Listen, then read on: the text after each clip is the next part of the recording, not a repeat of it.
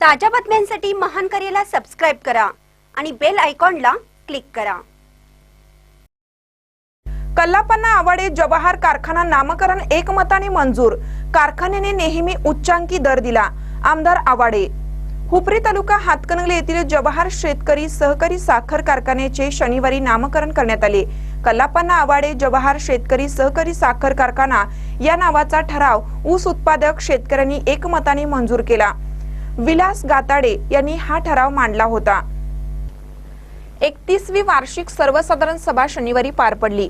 सभेत सगळेच ठराव सभासदांनी हात उंचावून टाळ्या वाजवून एकमताने मंजूर केले आणि कारखान्याचा कारभार गेल्या वर्षभरात आमच्याच हिताचा झाला अशा घोषणा दिल्या।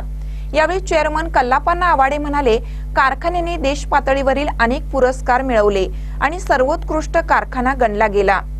पुढच्या काळात साखर उत्पादन याशिवाय आणखीन उपपदार्थाचे पर्याय शोधून ते सुरू केले तर कारखान्याला आणि शेतकऱ्याला अधिक पैसे मिळतील असंही त्यांनी म्हटले।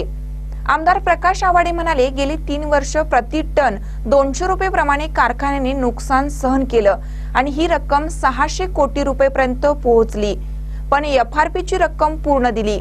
आजवर कारखान्याने उच्चांकी दर दिला आहे, तो पुढेही कायम राहणार आहे असं त्यांनी सांगितलं।